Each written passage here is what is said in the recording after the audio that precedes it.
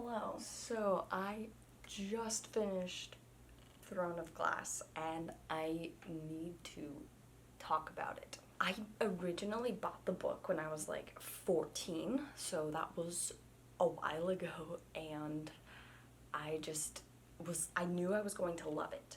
So I needed to wait until I could fully appreciate it. And I finally am at the point where I feel like I can actually focus on it. I feel like I want to be invested and obsessed with an awesome, like, YA, but kicking fantasy adventure. So I finally read it. And it's kind of a problem because I have other things I need to do, and I knew that that would be a problem, but still I was like, I'm gonna start the book because I feel like it. And now I'm done. And it took 2 seconds to read, because, yeah. So as for non-spoilery, I know that like everyone in the world has already read this, but you know, late to the party. So it's like princes and fantasy kingdom, but more Hunger Games, but not as intense. Still dark, but not like, it's like a Hunger Games style competition, but it doesn't feel like Hunger Games because that was a bloodbath, and this was not a bloodbath, more like a blood shower. I'm not making sense. There's a really awesome lead female. Her name is Selena. She is an assassin, and she's hired by the crown prince to fight in this competition to become the king's champion. And it's so cool, and the characters are so much fun, and it's okay, that's it for the like non-spoilery section. So if you don't want to get spoiled, which you shouldn't, just go read it if you haven't. If you're like me and are one of the last few people on earth who hasn't read it, go read it, and then we can come back and discuss. Are they gone? Okay. So, I usually hate arrogant characters. Selena makes it look so good. I think it's because it's not so much about arrogance, it's more like a realistic, you know, understanding of her strengths and demanding the respect that she's owed. She's not like, I'm the best and I want everyone to know that they're beneath me. Instead, it's more of, I worked really hard to be this powerful and people need to take me seriously. I love it. We also love some good old feminism, like all the, 24 other champions, or contestants? Or were they still called champions? Everyone else in the competition, they were male, and I was like, of course, I appreciate the layers. Like, okay, this is a world where sexism is still a thing. Maybe not to the degree it is in, like, other fantasy stories, but it's definitely there. So I wasn't mad about she and Dorian, like, flirting and things. I could get behind that. However, to my core, she needs to be with Cale. Dorian, he's sweet, he means well, he's lovely, he's like, you know, actually has a heart of gold and, you know, has a lot of potential, and I think he's gonna grow into a really powerful leader. But no, Dorian just does not see her, whereas Cale does. And it's just so frustrating when I was like, okay, I know they're gonna kiss, but like, it's just gonna make things more complicated. I was so glad when she broke things off with Dorian. She was like, yeah, there's absolutely no way this is gonna work out. I love how she's just like being realistic. She's like, you're gonna marry for alliance or something. Like, it's an economic thing. Don't tell me you want to fall for love. Like, sure, romantic and stuff, just have someone on the side. Like, that's not what marriage is for. And he's like, but it has to be someone I stand being around. She's just rolling her eyes and just like, you should already be used to this idea. Get used to it. And honestly, don't get me wrong, I love those stories of like royals who are like, I want to marry for love. I just want to marry for whatever political purpose, but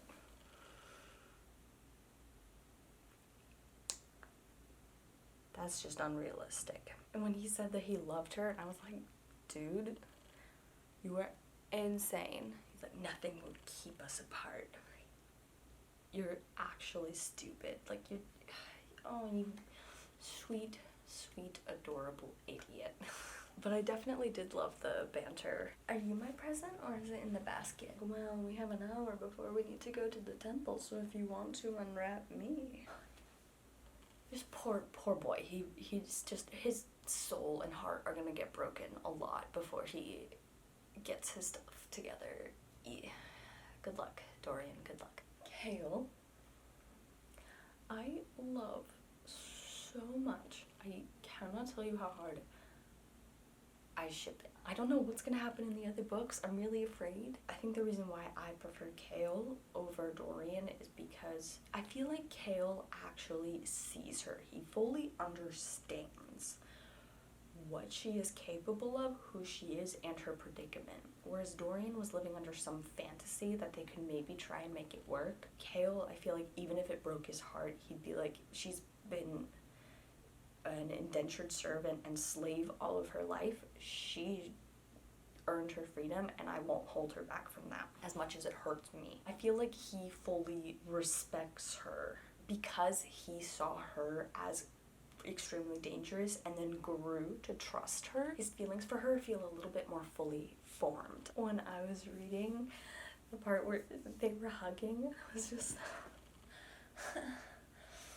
why can't you just talk to each other? Why? And then Dorian comes in, he's like, am I interrupting something? I literally just like scream, groan, like, go away. Nobody wants you here. And Kale's so honorable and he's like, okay, I'm going away so fast. And they're dancing all night at Yulmus because Dorian's an idiot and was like, yeah, I'm just gonna dance with the assassin, no consequences, la la la la la. But you know, I was happy for them. It was cute, I'm not gonna lie. And then he kissed her and she let him go and I was like, okay, so I think she will have the sense to eventually be like, yeah, no, not gonna happen. She goes out onto the balcony, is looking up at the stars, and Kale is looking up at her and she never looked down. And he knew that she wasn't thinking about him. I'm like, but you two love each other. You just don't know it yet. I always forget her name. You know, the magic princess, who is so much fun and so cool, and I just love the fact that she and Selena are just dissing everybody all the time in the language that they can't understand, and I just love it. When she saw Namhei, when she saw the princess reading this giant book, and she's like, that's a little above your reading level, isn't it? And she spoke like without an accent, and I was like, shoot. Not that I'm surprised, I totally saw that coming, but like, honestly, I'm a little more surprised that she's a genuine friend, but it's so nice. Aw, I love the wholesome friendships. It's so nice to have people be nice to each other without needing anything else. Nox, I absolutely love Nox. I hope he comes back later. I just really, really, really enjoyed him. Kale is so weird, and he just like comes in at 2 a.m. after the party and wakes her up, and he's like, ring. Flirting. What was he gonna ask her? Was he gonna ask her to the party? It's so frustrating that he doesn't like directly come out and say it. That's just gonna make it so much more satisfying when hopefully the time comes when he finally freaking admits his feelings for her. But I like the fact that he's realistic, because she's realistic too, you know. She's practical and so is he, and I appreciate that. I was a little surprised that he hadn't killed anyone before, but he was really young and stuff, so I guess it makes sense. I just didn't really expect someone in that position, especially with a bunch of wars going on, to not have had any experience killing someone, but I guess it makes sense, and I don't know, I really appreciated it. The creatures that Cain was summoning were terrifying. They were so scary. The organs and the...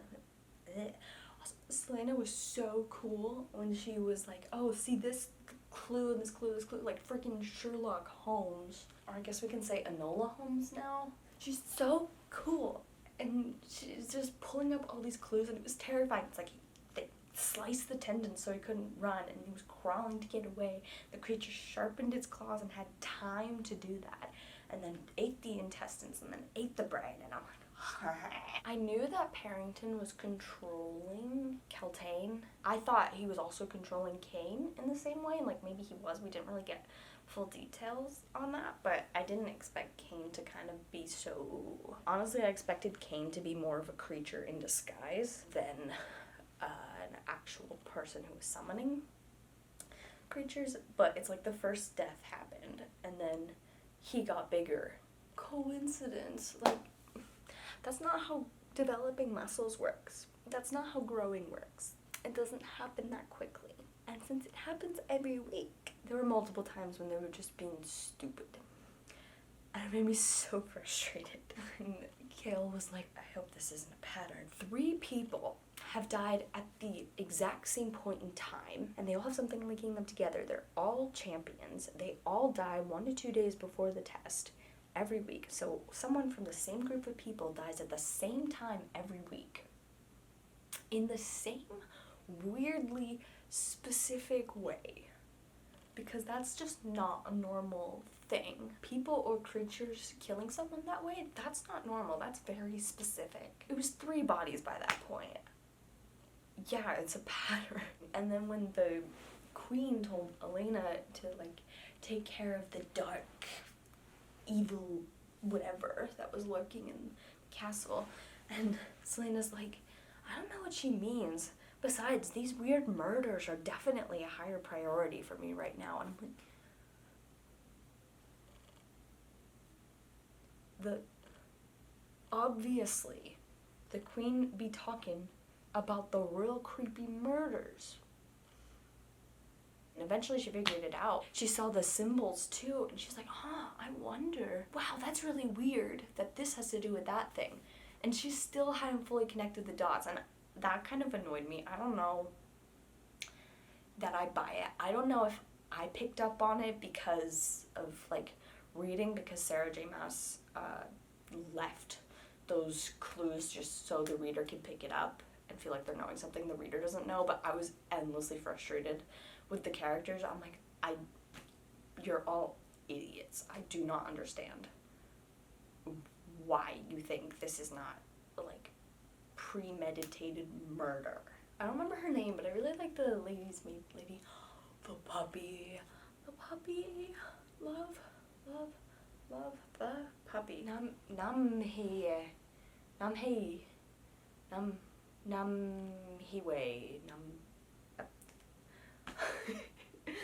do I just can't remember her name. I really loved how Selena had to dress herself, and they're like, that's festive, and she's like, I like my dress. I did feel sometimes, I was like, I don't know if it's that she feels a little too perfect, or if it's that as a reader I'm not used to seeing characters, like especially in this situation, acknowledge so many different things like candy and music. She was definitely relatable and I loved it, but sometimes I felt like, you know, she really loved to read, and I felt like that was kind of so whoever's reading the book can identify with her. I felt a little bit like she didn't quite have enough flaws. Granted, her flaws are really strong. Her temperament and her stubbornness and her quickness to anger and her arrogance. She's not selfish, but she is kind of arrogant. That's all really strong, and I really love that about her, and how Kale kept being like, no, like, I know they're saying things, but it's going to be a lot more satisfying when you kick their butts and end up winning the whole thing when they didn't take you seriously. Right now they're distracted. They don't even know what threat you are. That makes you more powerful. And she's like, but they're disrespecting me. Honestly, I get that. I was frustrated too, and I was like, you all know nothing. She is cooler than all of you. I'm curious how she got the title of being Otterland's assassin. I really liked the bit where there were the two lords who separately paid her to kill the same person. She didn't tell them and took the money from both of them. I love that. That's such a power move, and I feel like that was a really awesome look at who she is and who she was.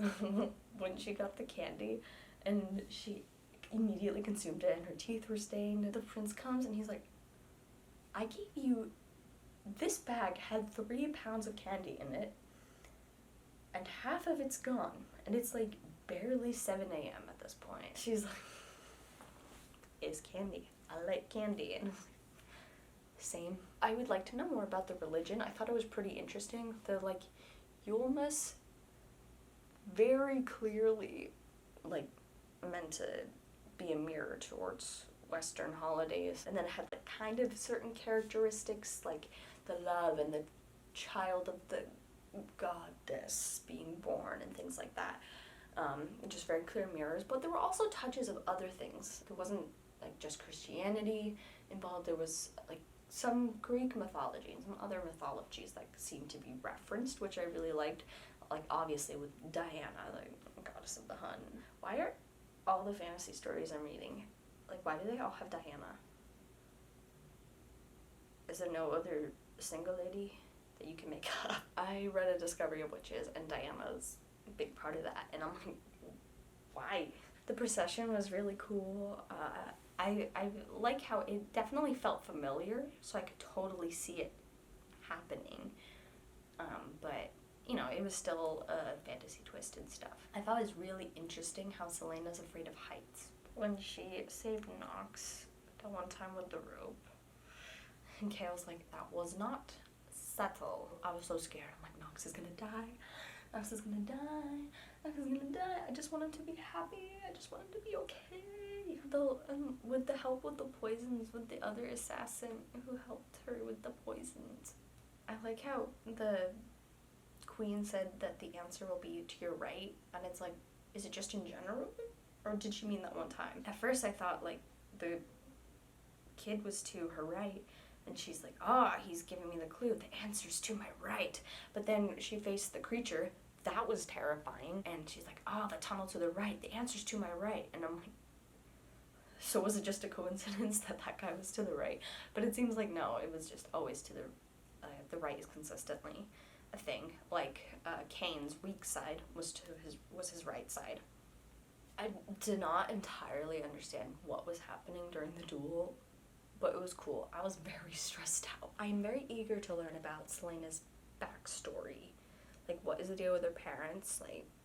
I guess I have some current theories. Seems like maybe she's part Fae or something, but you would think that would be lead to a noticeable exterior trait. I was wondering if she's the daughter of the royal family of the place she's from. I knew all the names 30 minutes ago. Why don't I know anything anymore? We'll see where it goes. It's kind of hard to imagine where the story is going to go, but I imagine it's going to feel quite different, because this first story was very localized. It all took place in one specific location. She was kind of trapped there, and I think that was a good way to get us to get to know her and the world and just kind of get our footing. We were learning, and it was still exciting, but we weren't traveling all over, whereas now maybe we'll be able to start traveling the world and get a little bit more of that. It was pretty intense though. Definitely dark at several points, especially when Celaena talked about her experience at the death camp in Dovir. Jeez, that is seriously awful, and I appreciated it because it felt like a realistic level of awful. Not necessarily just cruel to be cruel, but still unreasonable and inhumane. When Kale gave Celaena his sword, and then the Namhi become Nimue.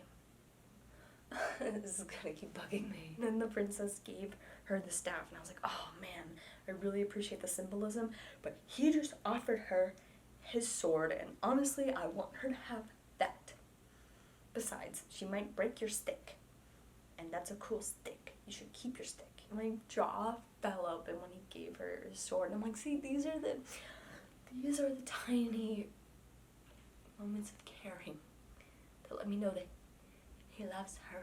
I'm definitely excited to start the next book. We'll see where it goes. I am not sure what to make of the king, but I'm definitely interested in the ring situation. There's definitely something there, more than what we see. Thank you so much for watching. I'm really looking forward to the next book. I hope you have an awesome rest of your day, and now I'm off to immediately start the next book, so bye.